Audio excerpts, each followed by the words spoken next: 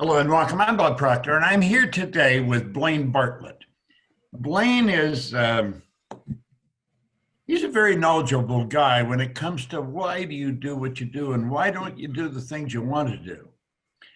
You know, that's something I've been doing for a long, long time now. And there's not too many people who have been in the business for a long time. There's a lot of newcomers. Blaine's been around this business now for 44 years. That's a long time. You start moving towards 50 years of anything, it's a long time.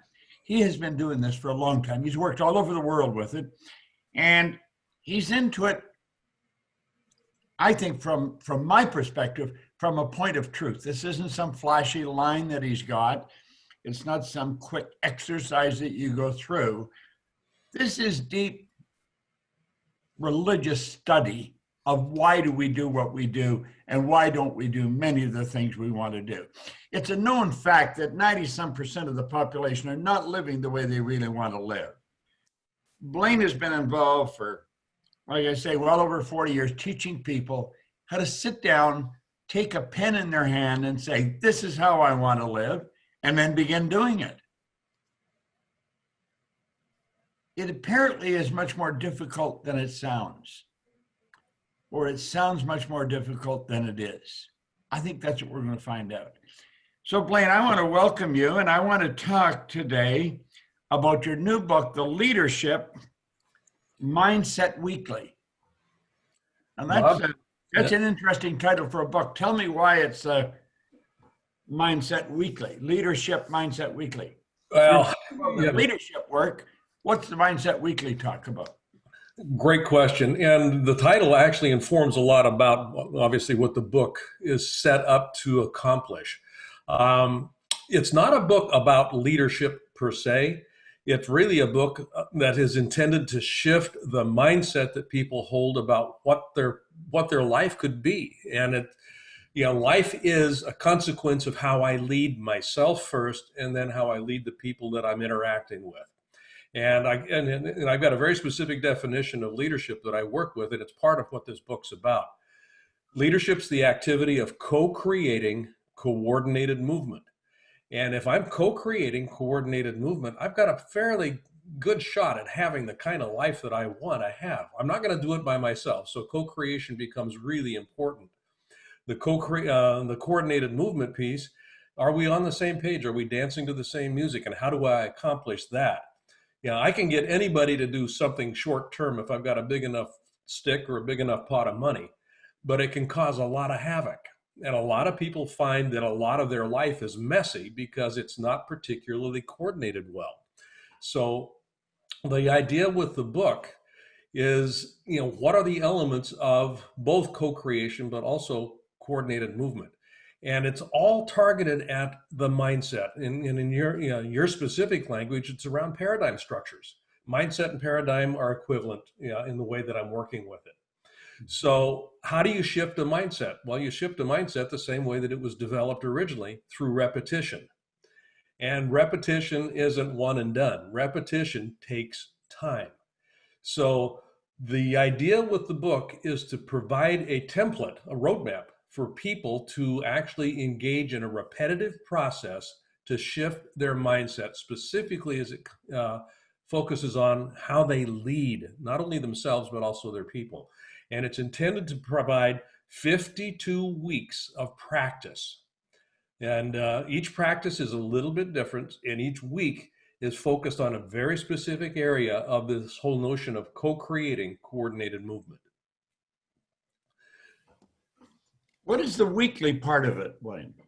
Well, weekly, so, for example, the way that the book is organized is I will start with a reading or a small saying, something from Thomas Troward or Neville Goddard or Viktor Frankl, and you just kind of fill in. I've got 52 different, not sayings, but, pieces of information, wisdom from a lot of different folks that have actually been highly effective. And that week is a focus on that particular message. And I use that on the front end of the week as a filter for everything that I'm thinking and doing, everything that I'm feeling, everything that I'm talking about. And it becomes a way for me to organize my thinking and in a repetitive, and it's all in concert. So this week I'll work on this piece around awareness. Next week I'll work on a different piece, but also around awareness. So each month is organized around a specific area. So awareness has 3 different components that I'm working with. So for 3 months, all I'm focusing on is enhancing awareness. And partly from a leadership perspective, awareness, an increase in awareness increases the number of choices I see available to me as a leader. And that's what I want to do, is begin to open the perspective of awareness. So for 3 months, we're practicing awareness on a weekly basis, coming at it from different angles, coming at it from a different perspective. And aggregated over time, we end up expanding that particular arena. And it's a domain that leaders need to be able to actually leverage well. How do I increase my awareness? And then we move into the next step, which is around meaning. Now, I have a book here that you're very familiar with, Think and Grow Rich by Napoleon Hill. I've been reading this since 1961. Yeah. How would this compare to the Leadership Mindset Weekly? Great question. What you've done with that book, and I love it, it's about repetition again. You don't just read something just to skim the information. In order for it to be useful, you have to find a way to actually integrate it so that it becomes a living part of who you are. And that's what you've done with Think and Grow Rich. And you introduced me to Thomas Troward, about 8-9 years ago. And I read Troward every day for that reason. It just kind of begins to ingratiate itself into my mindset. So the Leadership Mindset Weekly is the same sort of a process, and the intention behind it is that I just read it and I digest it. And I begin to look at it through the filter of that particular lesson, through the filter of my life. And it begins, Wayne Dwyer said, you change how you look at something and what you're looking at will change. Well, that's kind of what we're doing with this Leadership Mindset Weekly. It's a practice. And in your introduction, you said, if this was easy, people would be doing it. Well, it's not easy. This is a difficult process. People typically aren't habituated in this way. They don't practice this way. Yeah. So it's intended to increase a practice modality. How would you say this differs from most of the other self-help books or leadership books that the listener might be familiar with? Yeah. I go back to, this is intended as a study. It's not intended as an information book. My library back here, I've got books all over the place, just like behind you, your books. There's information in them, but most people will sit and read a book and they'll just kind of go, well, that was a good book. And they'll put it down and they'll never revisit it. And they may or may not, and usually not, remember what was in the book in terms of its impact on themselves. This is intended to say leadership is a practice. Everybody's a leader. And I mean that very sincerely. Everybody's a leader because leaders cause movement.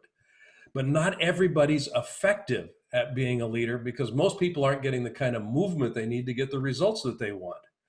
And there's a practice involved in learning how to get the movement I need to get the results that I want. I go through my life and I'm causing movement all the time. But is it in service of? And is it as elegant as it could be? Is it as effective as it could be? And that's what this book is designed to do, is increase your effectiveness as a leader. Who would you recommend the book for? Like, who would you recommend it to? Yeah. Entrepreneurs is the first group that comes to mind. Folks that are actually leading a business. And it doesn't have to be the founder or the head of the business, but anybody that's got a team of people that they're working with. So that's a general application answer. But anybody that's interested in being more effective in their life, I mean, real honestly, I've got a mastermind group that I've assembled around this book. And I've actually got my son-in-law in this book, not because he's doing it for his business, but because he's looking at how do I be more effective in my family? How do I be more effective as a husband and as a father? And he's working with the lessons in this book from that perspective. And it will bleed over into his business, obviously, but that's how he's working with it. So it's a broad net. But if you've got a business that you're running, if you want to be more successful in life, certainly success is a function of your effective leadership. Now, do I take this and apply it a week at a time? Is that the idea behind the book? Yeah. Is there 52 parts to it? Yep. Yeah. The book is broken into 5 sections. Again, I go back to co-creating coordinated movement. And the elements of that are awareness, context, communication, commitment, and trust. So there's 5 domains that are worked with over the 12 months. All 5 of them, when they come together, comprise effective leadership if I've learned how to master these. So each month takes a chunk of that. And each week in that month has a very specific lesson associated with that particular area. So it's a practice. It's a practice that builds over time. And honestly speaking, I think that I've selected some really interesting wisdom for people to work with so that they can actually have a practice. And I present the piece of wisdom at the beginning of a chapter, and then I've got some description behind it about here's how you might apply this. Here's what you can pay attention to. Here's kind of the roadmap for what you do this week with that piece of information. So, go forth and practice. And then next week, we start with a new piece, but it builds on the one that went previous. How many pages in the book, Brian? That's a great question. It's a small book. It's 120 pages. That's nice. About 120 pages. That's what a nice size book. It's not intimidating then. Like it's not 300 or 400 pages. No, good Lord, no. And it's designed that I could take it and I'd have a part this week that I would work in my business on, work on me and my business. And next week I'd have another part. That is, it builds. Broken into 5 parts. Broken into 5 parts. Okay. And you can actually start it at any point. To me. What are the parts again? Awareness. Yeah. Context, which is all about how do you generate meaning. Communication. Commitment. And trust.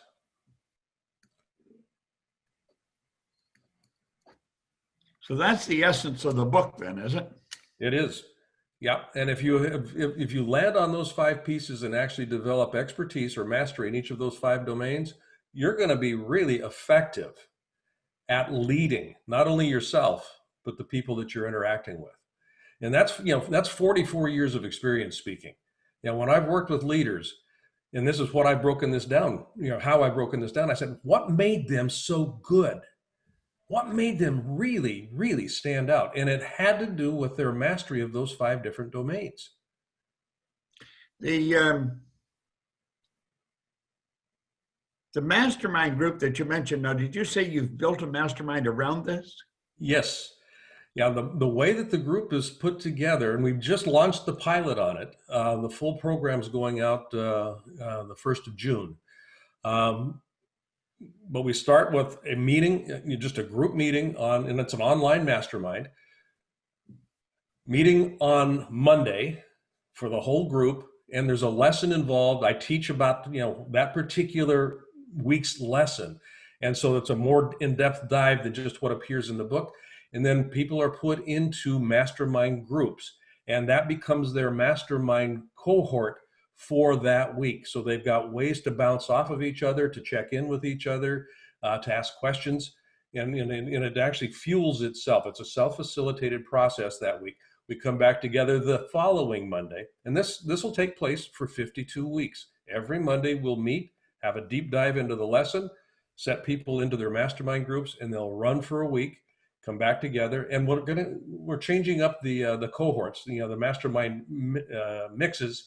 So they've got different eyes on them at all times with different points of view.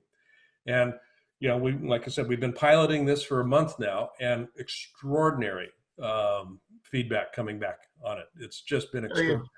Somebody that's listening to us right now, and they love this idea of the mastermind. First of all, I love the way Hill puts it. He said that is the only way to create power. Yes. Is through a mastermind. Yeah. You bring the two together. If a person's watching this interview right now and they wanted to get involved in the mastermind, is this something they can call in and get involved in? Yeah, they can actually just go to my website, blainebartlett.com/mindset mastermind. Mindset Mastermind. And there's information on that page about what you do, and then you can just sign up. So it's just blainebartlett.com. Yep. And just look for the mastermind group. It's /mindset mastermind. Oh, I see. So it's blainebartlett.com /mindset mastermind. Mastermind. All one word. together. Yeah. That's a part that I think I've been so involved in masterminding in that now for my whole adult life. And it's because of Hill's influence, Carnegie's influence. Carnegie he became the wealthiest man in the world through the aid of the mastermind. And he said that. In fact, I'll have to quote him because I think it fits with what you're doing. He said, the accumulation of great wealth calls for power. And power is acquired through highly organized and intelligently directed specialized knowledge. But the person who accumulates the fortune doesn't have to have the knowledge. See, the beautiful part about it, I think, as individuals look at someone that's been very successful, they will take a look at you and they'll think, yeah, but God, you've been at it 44 years and, you got to be really a smart guy and everything. And it has nothing to do with the 40 or 44 years of the smart guy. It has to do with the combination of the people that you're associating with and masterminding with. And I think that's what Hill brought out so strong in my infancy in studying this. And I was just a babe, really. I was 26, but just starting to realize that I was a part of a creative process. And I just fell in love with the idea, so I've never stopped it. Yeah. And it's something that I've been involved in. I've had a number of mastermind groups. I encourage them all the time. So I think probably as you're listening to this, if that's something you want to be involved in, definitely get into it. blainebartlett.com /mastermind or mindset masterminding or mindset masterminding, what is it? Mindset Mastermind, yeah. Mindset masterminding, yeah. We'll put that on the tab on the screen anyway. Yeah. Is there anything that you'd like to bring out that you want the listener to know about? Well, I mean, the primary thing is, just the open invitation to join this mastermind. It's an incredibly nominal cost. I mean, I've priced this in a way that I wanted to have as many people involved with it as I possibly could, because particularly given what we're dealing with today with this pandemic, and you're fond of saying this, there were more millionaires made during the Great Depression per capita in the U.S. than in any other time in our history. Great opportunity today. Great opportunity, yeah. And the law of polarity is in play here. I mean, with great upset, great confusion, there's opportunity on the other end of that spectrum. Incredible opportunity is present here. I'm not going to do it by myself. This is where the mastermind comes in, and this is where this, the Leadership Mindset Weekly. I have to change my mindset and get my mindset positioned so that I can take it, number one, recognize the opportunity and then find ways to take advantage of it. So my intent with this was to create a mastermind process, to create a large opening here that people could come in and go, there's an opportunity here for me. I don't know what that is right now, but I know that if I'm willing to explore it, leaders take action. And that's one of the things that they do. And they don't do it with an idea towards knowing what the outcome is going to be. They've got an idea of what they'd like it to be, but they jump. And that's what I would invite people to do, is just jump. It's priced in a way that you're not going to lose anything. You're certainly not going to, take the house and mortgage it. That's not the intent here. I want to make it accessible. A person can go to your website and get this book, The Leadership Mastermind Weekly. Yep. Yeah. It's also available on Amazon, both in hard copy as well as Kindle. Good. Well, Blaine, I want to thank you for coming on, and we'll put this out. Brian's going to put it out, I believe, with the Friday story. So yep. Watching, and now you're probably watching it from the Friday story. Get a hold of Blaine, get a copy of this, go to Amazon or go to Blaine's site and get in the mastermind. I could contribute the major part of any success I've enjoyed in my life from masterminding with other people that knew more about subjects than I did. And so I was able to leverage off their knowledge. And I think that's really what wise people have a tendency to do and have done all down through the history. Yeah, well, I know that that's true for me in my relationship with you. I have learned more from you, truly. And I can't thank you enough for being in my life. Yeah. That's great. Yeah. Well, that's great, Blaine. I want to thank you very much. And get in the mastermind group. Thanks very much. Thanks, Bob. Blessings to you.